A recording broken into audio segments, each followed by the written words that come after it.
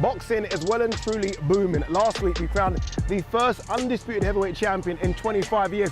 This week, something a bit different for you guys. What we've got is a promoter beast. You heard me correctly. 10 of the best fighters on planet Earth are coming together as part of the unique 5 versus 5. Eddie Hearn versus Frank Warren, Queensberry versus MATCHROOM, and it all goes down in Riyadh once again. We're in Boulevard City for something very, very special. Live on DAZN worldwide. June 1st, 5v5. This is everything. 5 of my best. Bang, bang. 5 of my best. You prepare yourself. There's gonna be a war. And we take no prisoners, fellas. We've got the best 5 fighters. Queensberry better than MATCHROOM. You are having a bubble bath, Frankie. Victory shall be ours. Right, boys. This is everything. We want to win this. Only one result required. Victory. This is it. This is the moment. Live on DAZN worldwide. Welcome back to Riyadh Boulevard City for something very, very special. A couple of weeks ago, let's not forget, it was undisputed. Now, the first ever team boxing event. That's what's going to happen on Saturday. Let's welcome in my A-team, as always, Darren Barker and Barry Jones. Events just keep on getting special and different in the kingdom as well. And this one coming up on Saturday, again, is as different as you can get because we've never seen it before. This is magical. When this was announced, way back, it was the show of, I'll be honest, I know we've had the Undisputed, we've had some big shows in between. This is the one I've really looked forward to. Yeah. I know the rivalry, I know that the bad blood, if you want to call it that. I know how much it means to both promoters to get one up over each other, but the fighters that are on this card, the fights that we have on Saturday night are special. They will all deliver. Yeah, he's right, isn't he? I mean, the fight card is so special. You know, it's so special when it loses its main event, really, in Bivol Baturbia, but normally that's the end of a fight card. You move on, you scrap it, and you do another one. We've kept it on because the rest of the fight cards are so good. Yeah, it is. So the concept was a great idea, but theoretically, I mean, in practice, I thought it was too difficult to really get together. You know, it's not because you had to match the right weights and the right fighters, and to get that balance, I thought was unattainable. But I think they've got it perfect. They've got world champions, people who've boxed for world titles, people who should be boxing for world titles, and people who are not far off for world title honours at the same stage at the same time. Let's just say Wilder and Zhang, for instance, both coming off defeats, having something to prove. Now, when would you ever have got them two lined up in that situation? It's impossible. So I think everything just worked perfectly, I think, for the perfect style of the competition. Yeah, let's kind of give you an idea of how it's going to work. There is a scoring system as well. I'm going to run through the scoring system now. Nil points, you get no points if it's a draw. We don't want to see any draws. No draws. We don't want to see any draws. 1 point for a decision win. Now, 2 points for a knockout win. And the big one, 4 points if you're the captain and you got a knockout win. So Hamza Shiraz has the opportunity to get 4 points for Queensberry, and a certain bronze bomber, Deontay Wilder, who does normally knock out people, has the opportunity to get 4 points for MATCHROOM. That, ladies and gentlemen, is the scoring system. This is boxing's Ryder Cup. You're going to be watching the projected score. If this happens, if that happens, oh, what if the captain, what if Wilder gets a knockout and we're down, and he gets the knockout and we win by a point because Wilder has got the stoppage? I mean, so much can happen. This goes right to the last fight. It's brilliant. I love the concept. Yeah, I'm desperate for it to go to the last fight. I'm desperate to be like neck and neck, and then Wilder and Zhang just have to win it for their team. That's exactly what we want. All right, this is all about rivals, isn't it? This is about Eddie Hearn versus Frank Warren, but it goes deeper than that. This rivalry between Queensberry and MATCHROOM goes back years. The art of a promoter is making the right matches, bringing him through at the right level, stepping up when you feel it's ready, looking for a moment in time. You know, I suppose in some ways it's a bit of an art to do that, and, you know, and I like to think over the years we've been more successful than not in delivering. He had a big break at that time. I got shot, so I was out of action for a little while, and he got his foot in the door. I knew he was a rival of my dad's. You know, boxing is not the most pleasant business in the world, but it's so addictive. You can't help but get frustrated. You can't help but question people's loyalties. You can't help but go to bed with one eye open. I grew up in Dagenham in East London. My dad was a bus driver who died very young. My mother was a char lady, a cleaning woman. She used to clean houses. So we were poor. It's a good start. It makes a great story, doesn't it? But I was always happy. And the drive was to get out of poverty. I've got to say, I quite like it. I wasn't envious of other people having things, but I wanted a level playing field to have a chance to have those things myself. So my mother pushed me into chartered accountancy, of all things. Even when things were going really well with the snooker business in the 70s, I still wanted more. And together with a pal of mine, Freddie King, ex-pro fighter, solid individual, I think that's a nice way of describing it, we took over virtually the whole of the East End with a new business which did fruit machines, jukeboxes, pin tables.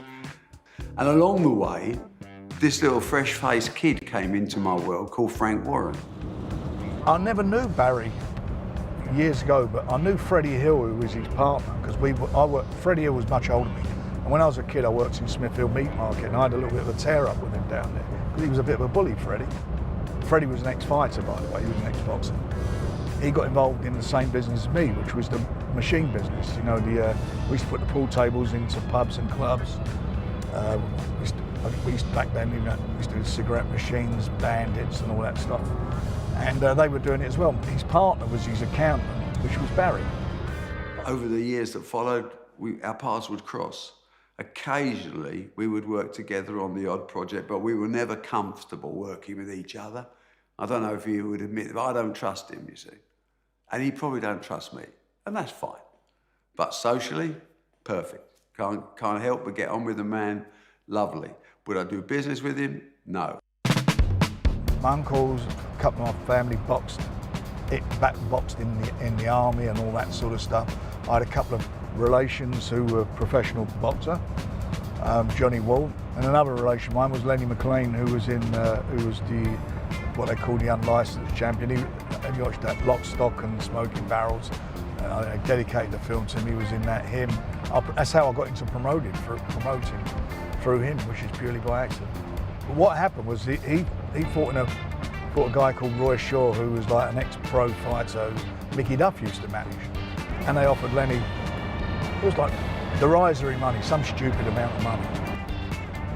And I piped up. So next minute, we're promoting this fight. That was it. And that's how I got into it.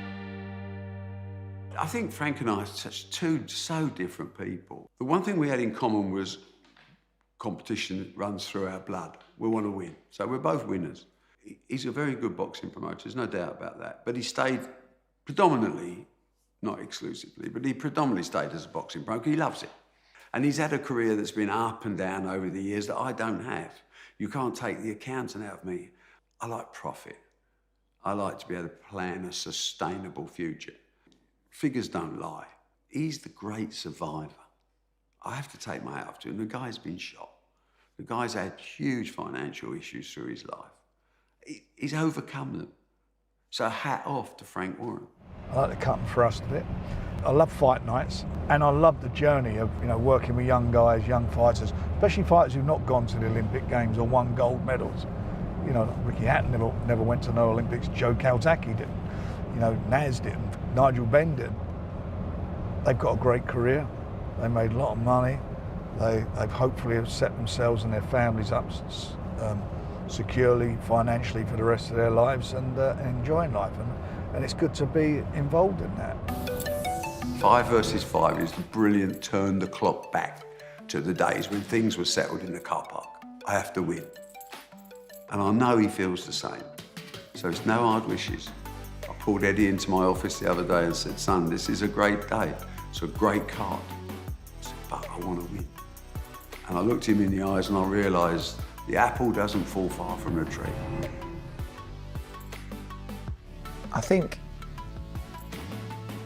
just the drama, the aggravation, the people, victory, defeat, dreams, nightmares, just for me always been the purest sport of all. And I think it's good that this has happened, that we are working, together, although it's against each other, but on other shows we're working together. But we're still working together on a show, albeit we want our guys to knock the shit out of their guys. I thought the other day about if we lose and then going to the airport the next day, because everybody gets on the same flight, and just having to kind of pretend it doesn't hurt, you know?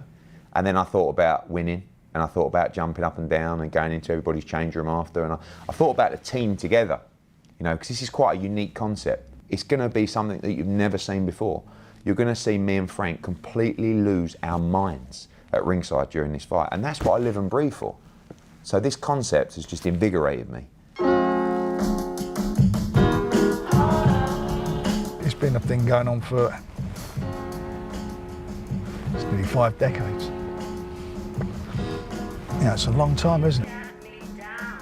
These are all head-to-heads, proper bang-ups, proper fights. The clock takes you back from the first time I met him. Weren't sure, but nevertheless, he's there. He's a valid opponent. It's a 50-50 fight. When we win this, I'm down at Brentwood, I'm gonna have that megaphone, I'm gonna be driving up that down the high street, singing We Are the Champions. Frankie boy, I hope you're well. You and your family, God bless. Feels a bit like the old days, son, doesn't it? At the end of the day, we'll shake hands, but one of us is gonna feel a lot happier than the other. See you later, Bob.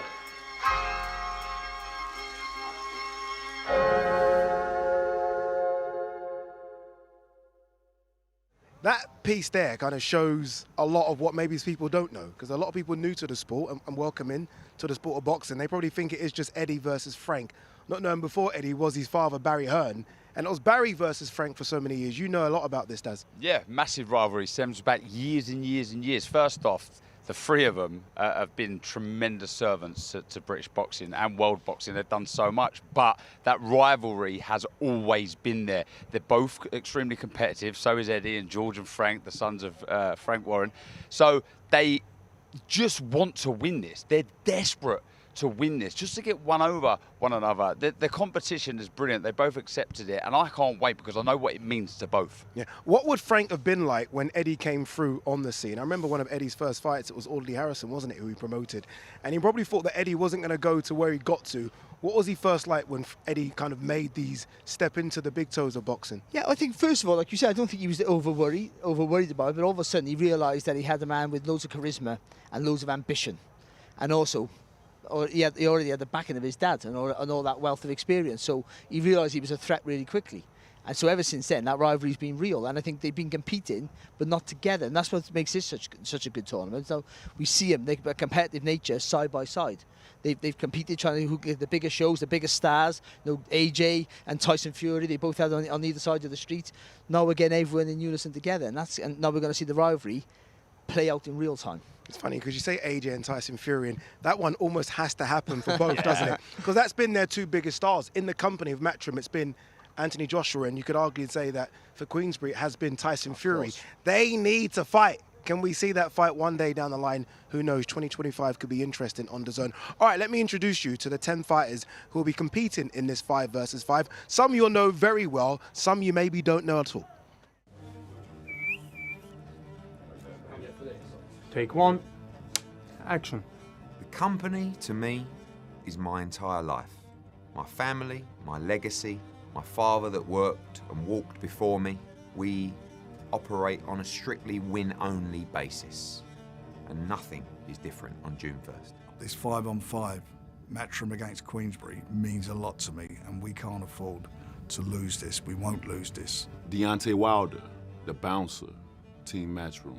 I give you my captain, one of the most dangerous men in the sport. ZHILEI ZHANG, Team Queensberry. He's in with a guy who's coming off of a loss, very disappointing loss. And this fight for Deontay, this is a fight that he can't afford to lose it, because if he loses it, I don't see where he goes. Filip Hrgovic, the taxi driver, Team Matchroom. One of the most underrated heavyweights in the world. And when you get hit on the chin by El Animal, you will know all about it. Daniel Dubois, the suit, Queensberry. Let's say how it is. A lot of people have said that he doesn't have heart when the going gets tough. Well, I think in his last fight, he showed that was not the case. He did what he had to do, and he came back and done it in style. Austin Williams, the mechanic, Team Matchroom. I know they rate Hamza Shiraz, they've made him captain, but Ammo Williams, 16-0, full of energy and dynamite in his fists. He's ready to get the win on June 1st. Hamza Shiraz, the artist, Team Queensberry. He's our captain. We've put the faith in him that he can get 2 points from this, and that's why I've done that, because I believe in him. Ray Ford, the jeweler, Team MATCHROOM. Ready to school the Scouser in nickball. And I love nickball, but you're going to see a masterclass from the best 126-pounder on the planet. Nick Ball, the butcher, Team Queensberry. Good quality fighter. He's got a tremendous engine, great reflexes, and I expect him to come through with flying colours on the 1st of June. Craig Richards, the keeper, Team MATCHROOM. What a chance against Willie Hutchinson, one of the greatest amateurs Scotland's ever produced. But look for Spider's spearing right hand to take him out late. Willie Hutchinson, the chef, Team Queensberry. This fight is a make or break. If he loses it, I don't see where he goes. That's how important this fight is for him. Eduardinho Hearn, El Jefe, Team MATCHROOM. Frank Warren, the boss, Team Queensberry. What I love about this is it's a evolution of the sport. Something that's never been done before, and I love the change up of boxing and how it's been presented to the world. In Saudi Arabia, I'd never thought I'd be there, to be honest with you, but that's where it's happening at the minute, so I'm made up to be a part of it. So I thought it'd be Madison Square Gardens, I thought it'd be Las Vegas, Mandalay Bay, but here we are, Saudi, and what a spectacular event it is. You always dream that one day you'd hit these big stages, because when you're watching things like boxing, you're only really watching the big time boxing as a young boy, and you think to yourself, imagine doing that one day. And then something like this comes. I'm still taken back. I'm enjoying and embracing every moment of it, because it's just unreal. I truly never, ever, ever thought this would happen. For 14 years, I never met or had one conversation with Frank Warren, my biggest rival in the sport. I expected to go through my entire career with that being the case. I'm really pleased it has happened. What anybody thinks about him or me, the fact is we're both good at what we do. Our respective companies are very, very good at what they do in developing and bringing through talent. I think we do it better, but I would say that. I think you have to remember I grew up in a household where the rivalry existed, and I battled away for years and years against the pressure that Frank would apply to me. And I think I gained his respect in that period as well.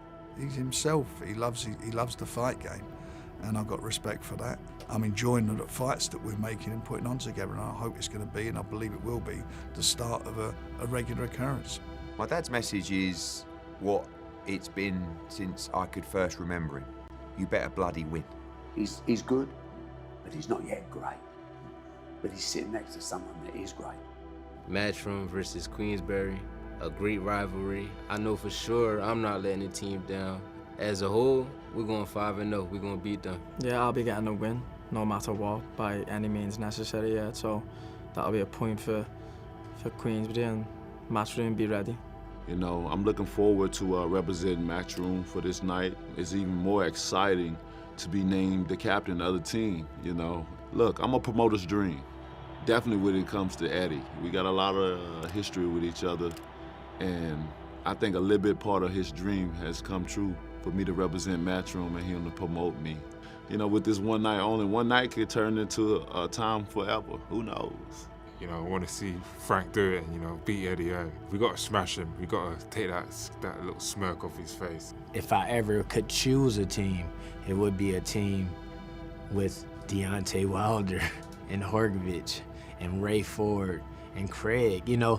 That's the team I would have chose. I'll be winning, and it'll be nice to see my teammates win as well and get the win over Eddie.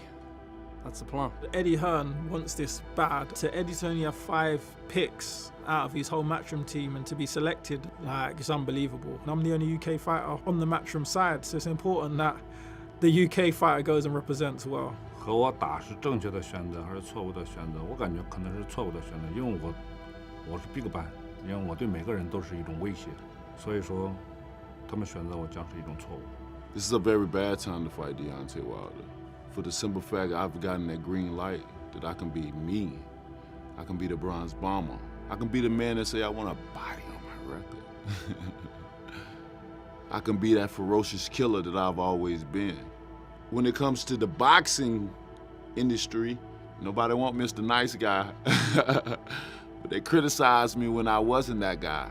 When I spoke my mind and spoke how I feel. They throw stones at me. They poked me with thorns. They said how bad I was for this business to talk that way.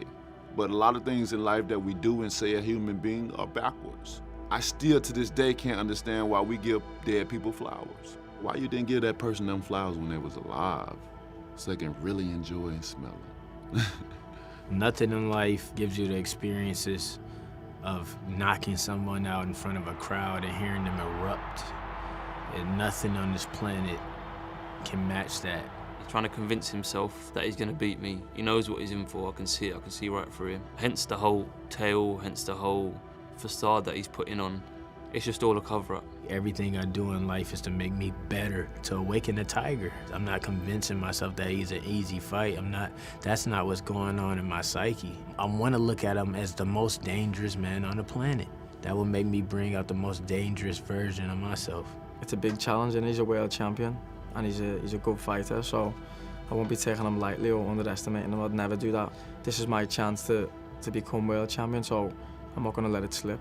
He likes to be a bully. I like to be a bully. So both styles, we're going to, get in there, we're going to clash, and then may the best man win. People think it's a 50-50 fight. I believe it's a good fight, but I believe I'll do the business on the 1st of June. I think it's a bad time to fight me because I'm hungrier than ever, I'm experienced as well, and I'm learning, and I've got the bit between my teeth, so it's not a very good time at all. Good fighter, but he's not on my level. I'll beat him in a great fashion. Just want to keep that momentum going, after the last performance. Putting him to sleep and win by any means necessary. 6月1号的比赛会是一个什么样的结局？因为我是 Chinese power， 他是 Alabama power。 I mean, he's right. It's Alabama power versus Chinese power. I mean, if you go to history and you look back at the history of time and you've seen what I've done with my power, you've seen what he's done with his power, there's no comparison. You understand me? June 1st represents 30 years of rivalry in the sport of boxing. Losing is not an option, and if it is, it may be a while before you see me again. We're going to win it, and we have to win it. I've told my guys, if you don't win, you ain't getting a return flight home. You're stuck. Boys, we are as one on June the 1st. For this night, we fight for each other, for the team, to make sure we are triumphant. The greatness that you have within, I need to see it all come out in Riyadh on June the 1st. Your moment, your platform, your time, your legacy. Let's make it happen and take this win. Do not let yourselves down. The whole world is watching this. And for me and Queensberry, who you're representing, you can't afford to let us down. Do not let the team down. Everything you've got to put into this, and you've got to win your fights. And you know what? I know you will. How do I see myself winning? I think I'll knock him out early in the fight. I'm going to go and give everything I got and make sure I go get that win. This is the biggest fight in my life. This is everything to me. Savage intentions only. 20-0 and the king of the 160-pound division. It's the ammo show. I'm the daddy of the heavyweight division. He's in big trouble, man. El Anima. 我想对沃伦讲的话，应该就是相信我，我一定把他弄倒。It's Bomb Squad. Bomb Squad! In terms of some of the fighters that maybe they don't know, I think it's fair to say maybe a lot of boxing people didn't know too much about Willie Hutchinson. Obviously the hardcore people like yourselves would know a lot about him, fantastic amateur. But he's come to this, he's fired up as well. A lot of people have been saying that Craig Richards is a banker, and that seems to annoy him. You spoke to him the other day, Daz. Yeah, I spoke to him, and he believes this is his destiny. He believes he will one day be the WBC champion of the world. He says it's written. He's really fired up. I've never really seen him like this before. He believes, he's heard a lot of the experience of Craig Richards, feels that, a little aggrieved that Craig Richards is levels above him, where he feels he's levels above. He can't understand it. A very good fighter, got the amateur pedigree, like you say, can punch with both hands, but we don't know how good he is as a professional because he hasn't been tested. He hasn't been in with the quality that Craig Richards has. And we know where Craig is, don't we? Because we've seen him take those jumps to world level and fall just a little bit short.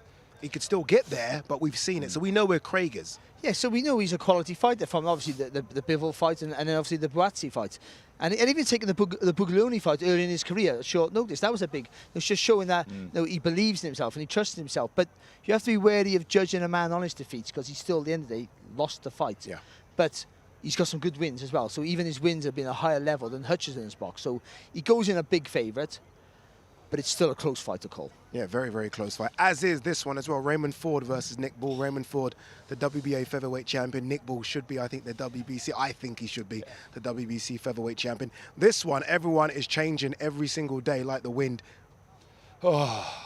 Well, I have been one of those people. Yes, I've gone both sides. I was pointing at you as I said. Absolutely pathetic. Yeah.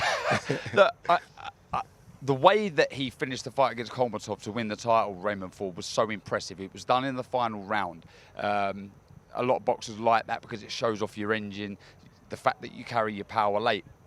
But Nick Ball is an absolute wrecking ball, and I think he will look at those early rounds against Ray Vargas and think, well, I should have started quicker. So if he can start quicker and sustain it, which I'm sure he can, this is one hell of a fight. Yeah, this is. I mean, there are a few on this card that I think are 50-50. We'll get to the others in a minute, but this one, genuine 50-50 for me. Difficult to pick those. I think this is the closest call. And they're all close calls. That's how close it is. This is the closest call for me. And I think what you said about Nick Ball, I agree and I sort of half disagree. Because I think those early rounds, he makes you work hard to get the benefit in the later rounds.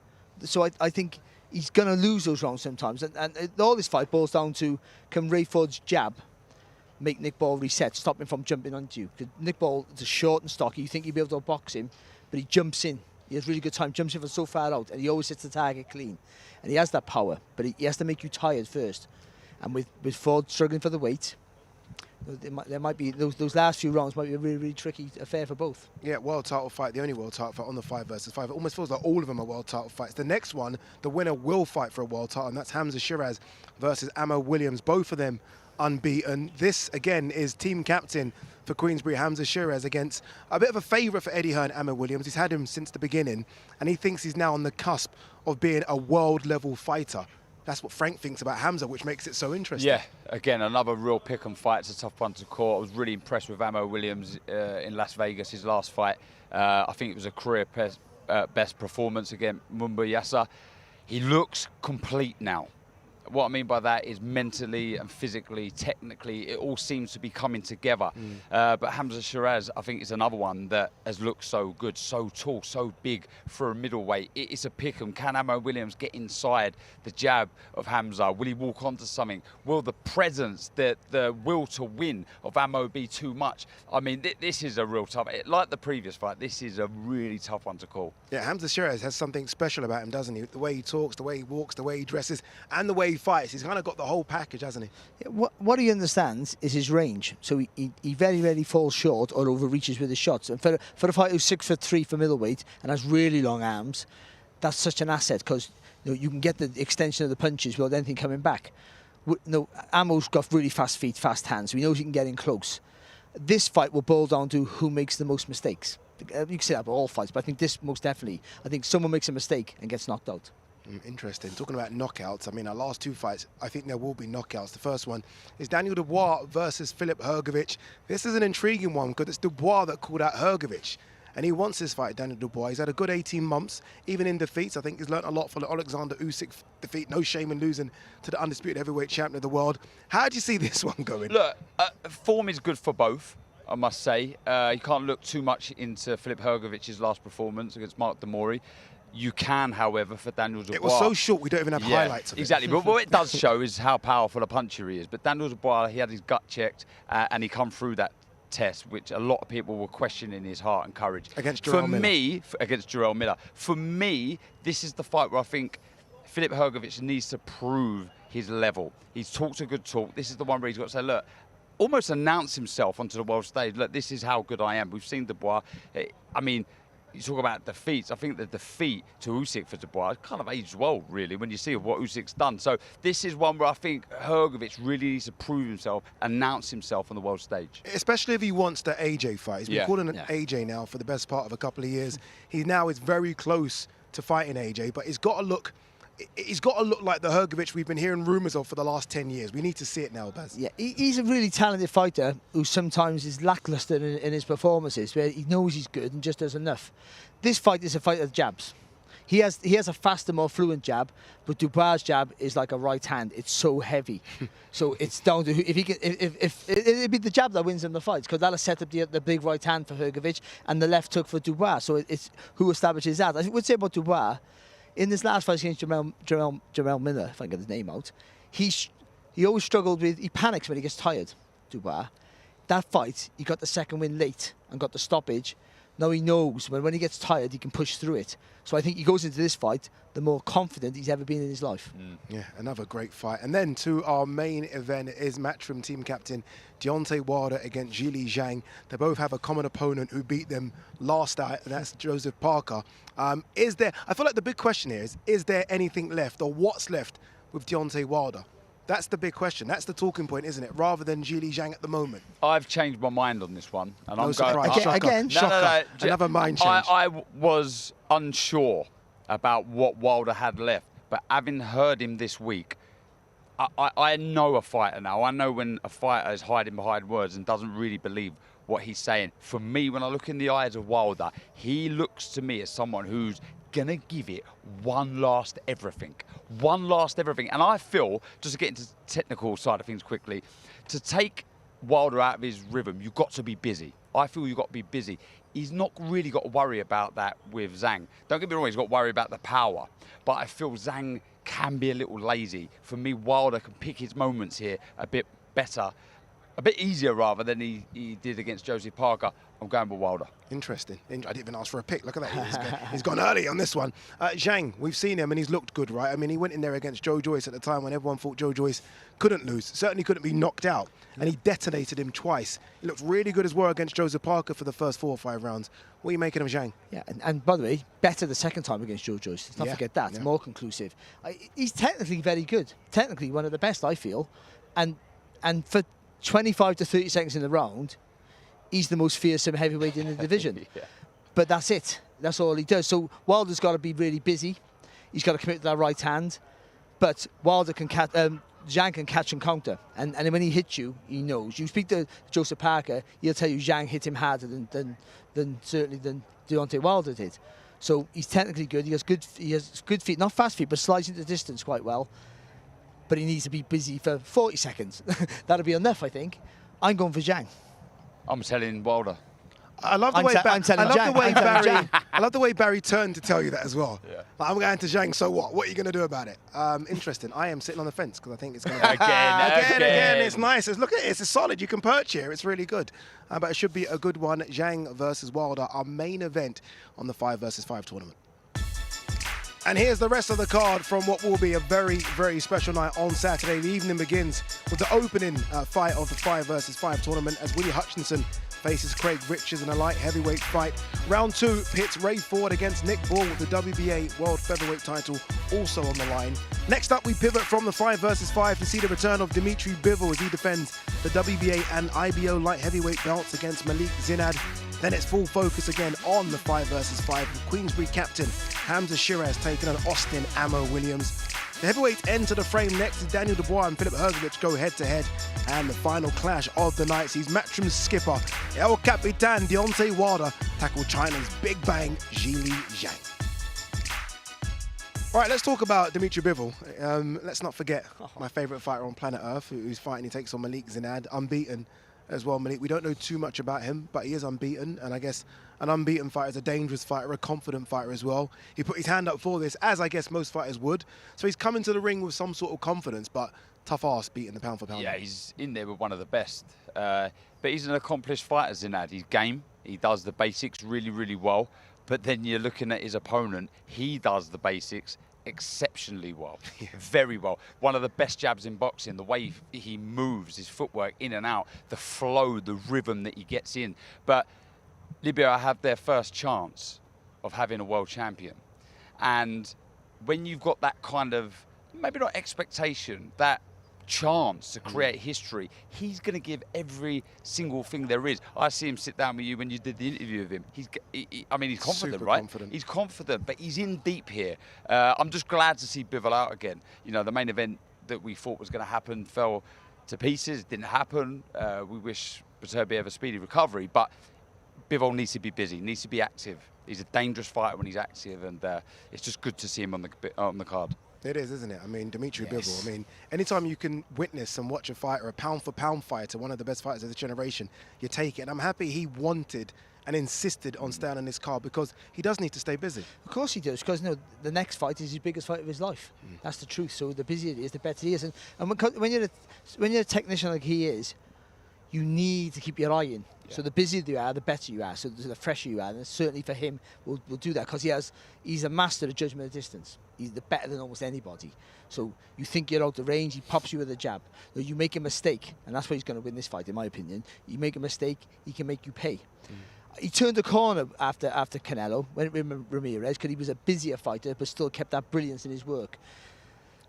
Didn't really show it in the next fight against Lyndon Arthur, but still, it's there in his locker. And I think if he's more or less 80–90%, it'll be a really hard night for Zenad. I think a really, really hard night. You know, Zenad throws good shots, but after he throws the punches, there's gaps. And if there's gaps in front of Bivol, you're going to be in trouble. You know what happens next after that. All right, we explained the scoring system a bit earlier for you. Now I'm going to ask these guys to give me their scores on the doors as to how you think Saturday night will play out. What are you thinking? I think 5-3 Matchroom. Oh, surprise, surprise. Yeah, no, 5-3. I could see a 4-all score. Oh, come on, here we go. But this is where just the captain... cover your bets. No, this is where the captain's pick. If my captain doesn't get the knockout, then, you know, for me, it's a 5-3 Matchroom win. 5-3 Matchroom? Yeah. I'm 6-4 Queensberry. No, I think Matchroom are going to win 3 of the 2 fights. And then you think Zhang knocks out Wilder. No, it's not that one. It's the captain that's going to get the knockout. Hamza knocking out Hamza. Yeah, and I think that's a real big call. But I think they're both going to commit to that fight. I think, and that's where I think that uppercut or the long left hook from Shiraz might just catch Ammo. By the way, that's a massive win. If he stops Ammo Williams, that's huge. In my opinion, that's a breakthrough, huge performance. And then eventually, I mean, after that, world title fight. What a way to go into a world title fight. See, this is easy. You guys can get involved at home here. You can get involved instantly. Just get your scorecards down and tweet us at DAZN Boxing. Your scorecards, your fight predictions. Get involved, people. But more importantly, get involved. Scan the QR code because this is something very, very special. Undisputed was special. Catchall Taylor was special. It's just a conveyor belt of special things at the zone. We're like Santa Claus early, aren't we? Amazing. Like Santa Claus early. Scan the QR code, get involved, and we'll see you on Saturday. Queensberry better than Matchroom. You are having a laugh, Frankie, baby. You've been running your mouth off far too long. This is it. Be ready. This is the moment. There's going to be a war. You're going to find out who the governor is. I'm bringing 5 of my best. You bring 5 of yours. June 1st on DAZN. 5v5. Pack your bags. We're off to Riyadh. Let's go. No prisoners. Ban. Daniel Dubois, you are getting smashed. Mechanical destruction. Left hook, right hand. He's mental. Power, speed, my IQ. Tall, powerful, just everything, man. What are his weaknesses? Slow feet. I think his big head. My car. I'm aiming for that the whole night. Nick boy, you too small. Who's ready to dice and who's not. Knocking your lights out. Queensberry Promotions, you're going to win. We've got to win it. Matchroom all day, baby. Only one result required. Victory. That's all that matters to me. Watch 5v5 live on DAZN.